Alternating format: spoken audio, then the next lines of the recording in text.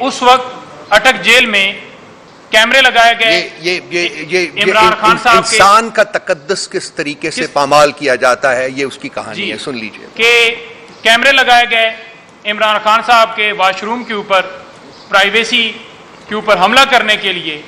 اسی طرح بشرا be be صاحبہ کے بیڈ روم میں اور واش روم میں کیمرے لگائے گئے ہیں تاکہ ان کو توڑا جا سکے.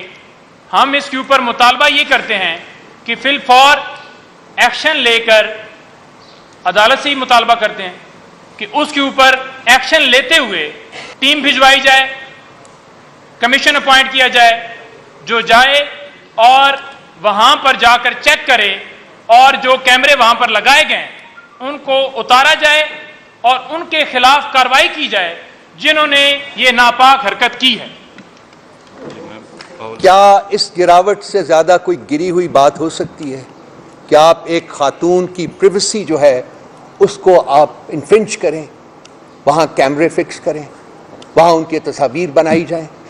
Farmer prime minister of the country اس کی پریویسی کو انفرنج کرے، ان کی تصاویر بنائیں. کیا اس سے زیادہ گری ہوئی گراوٹ ہو سکتی ہے؟ کس منہ سے یہ اپنے آپ کو حکومت کہتے ہیں؟ کس منہ سے اپنے آپ کو یہ رولنگ ایلیٹ کہتے ہیں؟ یہ مجرم ہیں، ان کے ذہن جو ہیں وہ مجرمانہ ہیں. وہ مجرمانہ فعل ہی صرف سوچ سکتے ہیں اور وہ امپلیمنٹ کر سکتے ہیں. شرافت ان کے پاس سے گزر کے نہیں گئی ہوئی. یہ صرف نام کے شریف ہیں، اندر سے یہ بہت ہی گری ہوئی مائنڈ سیٹ ہے جو کہ اس وقت ملک کے اوپر براجمان ہے. یہ نہیں چلے گی، اور میرے مارک مائی ورڈز، یہ نہیں چلے گی. وہ فیض صاحب نے بہت پہلے صبح آزادی کے نام سے ایک پوئم لکھی تھی، یہ داغ داغ اجالا یہ شب گزیدہ سحر. آئی ایم شیور آپ سب لوگوں نے پڑھی ہوگی، اس کو ایک دفعہ پھر جا کے پڑھیے.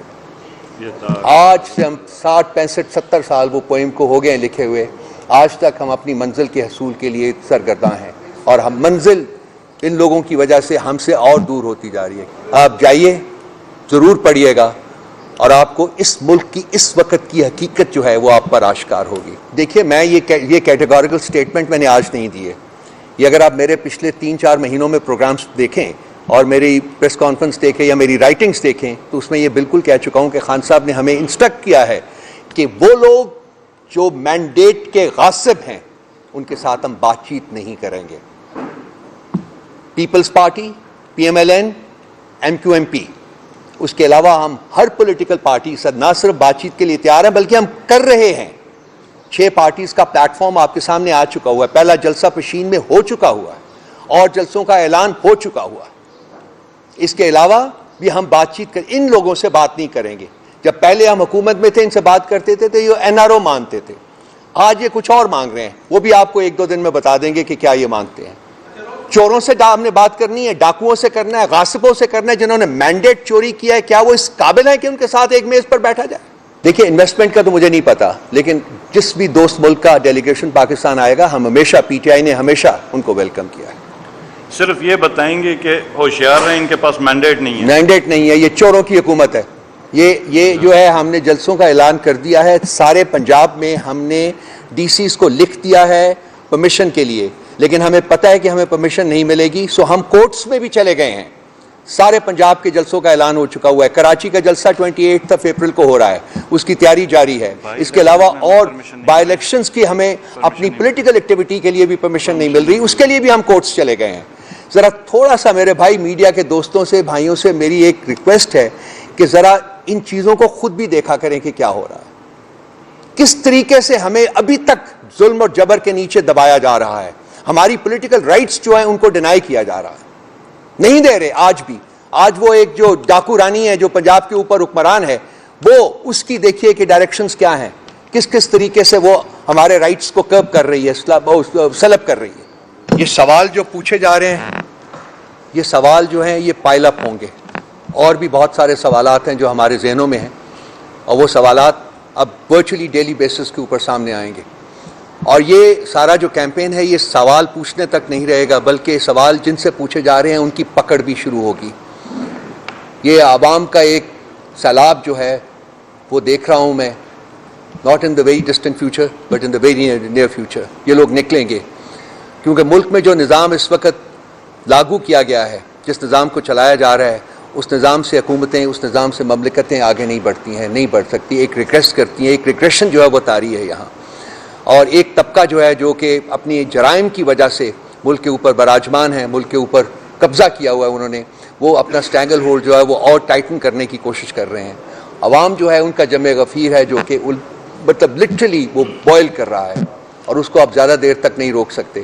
ایک فارمر پرائم منسٹر جو میرے خیال میں 75 سال میں پاکستان نے اتنا بڑا سیلیبریٹی پیدا نہیں کیا جو کہ عمران خان صاحب کی صورت میں پاکستانیوں کو ملا، اور سابق وزیر اعظم ہے، ایک پارٹی کا چیئرمین ہے، اس کے اوپر اٹیمپٹ ہوتی ہے مرڈر کی، گولیاں ویڈیو فوٹیجز ہیں، اور وہ اپنی ایف آئی آر درج نہیں کر سکتے.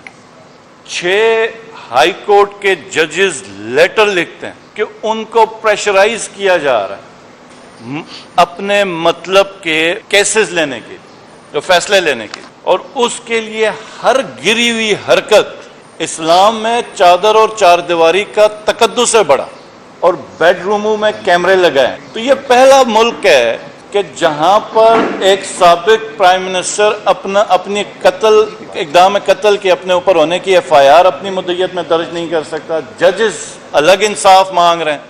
پولیس تھانے میں جا کے مار کے حشر ان کا کر دیا، پورے پولیس تھانے کو توڑ دیا، سی سی ٹی وی فوٹیجز اٹھائیں، اور پولیس ایف آئی آر نہیں کر سکتی. مطلب خان صاحب کے کیس میں تو پولیس نے اپنی مدعیت میں ایف آئی آر کر دی. ادھر تو اتنا نظام بے بس ہے کہ اپنی مدعیت میں بھی یہ ایف آئی آر نہیں کر سکے. اب ایسا جس وقت عالم ہو، حکومت ایک فارم 47 کے اوپر بنی ہو، تو آپ کس سے بات کریں گے؟ یہ تو پورا سسٹم مذاق ہے.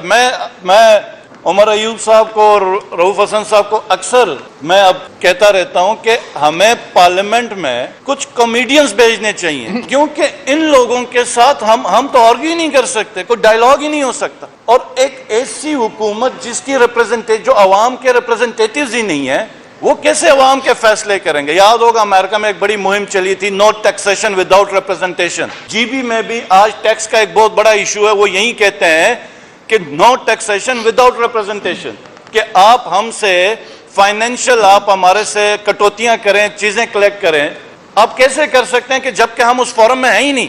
تو میرا یہ سوال ہوگا کہ اب تو پوری یہ جو پارلیمنٹ بنی ہے اس میں کس کی ریپرزنٹیشن ہے؟ یہ جو حکومت ہے یہ تو پورا ایک نظام ہی مذاق بن گیا ہوا. میں اب آگے مین 9th آ رہا ہے، 1 سال اس کا کمپلیٹ ہونے والا، اور اس 9 مئی کی آڑ میں جو کھلواڑ کیا گیا ریاست کے ساتھ، کہ سب سے اہم ادارہ ہماری فوج. خان صاحب نے ہمیشہ یہ یاد رکھی، انڈیویجولز کے اوپر تنقید کی لیکن فوج کے اوپر ہمیشہ کہا کہ یہ میری فوج، اور ہر پاکستانی کو فخر. اس 9 مئی کو کیا ایسا کام کیا گیا کہ اداروں کو بدنام کیا گیا، عوام کے اوپر ظلم کیا، اور تصادم کی ایک کیفیت پیدا کی گئی. اور اس کے اوپر 4-5 دن کے اندر ہم نے کافی پریپریشن کی ہوئی ہے. انشاءاللہ تعالی میں خود بیٹھ کے ایک ایکسکلوسیو اس کے اوپر پریس کانفرنس 9 مئی کے اوپر کروں گا، اور بہت زیادہ سوالات ہیں اب. اور اب ہم سوالات پوچھیں گے، ہمارا حق ہے، ہم پوچھیں گے کہ یہ 9 مئی ہوا کیسے؟ جس شہر میں 25 سے 30 ہزار کی پولیس ہے، رینجرز ہیں، 2 ڈویژن کی آرمی ہے، وہ جو گیریزن کی سیکیورٹی ہے، کور کمانڈر ہاؤس کی اپنی سیکیورٹی ہے. 2 سے 3 گھنٹے میں لگے لبرٹی چوک سے لوگ ادھر آئے، اور جو کور کمانڈر ہاؤس کے باہر کی فوٹیجز ہیں 500 سے اوپر لوگ نہیں ہیں. کدھر گئی تھی پولیس؟ کدھر گئی ساری سیکیورٹی؟ کیا ایسا معاملہ ہوا تھا؟ 9 مئی کے دن صرف ایک علاقہ تھا جس کے اندر پی ٹی آئی کی حکومت تھی، وہ تھی گلگت بلتستان. میں چیف منسٹر تھا، پی ٹی آئی کی حکومت تھی، مجھے ہاؤس ارسٹ کیا گیا، لیکن ایک گملہ نہیں ٹوٹا گلگت بلتستان میں جہاں پہ پاکستان تحریک انصاف کی حکومت تھی. تو کیا ایسی وجہ ہوئی کہ پوری پی ٹی آئی زور لگا کے ریلی نہیں کر سکتی، بندے مار دیے جاتے ہیں پی ٹی آئی کے؟ تو 9 مئی میں ایسا کیا ہوا تھا؟ تو یہ انشاءاللہ تعالی ہم 5-6 دنوں کے اندر ایک پریس کانفرنس کریں گے 9 مئی کے اوپر، اور ایکچوئل حقائق ہم لا کے رکھیں گے اور سوالات بھی ہم پوچھیں گے.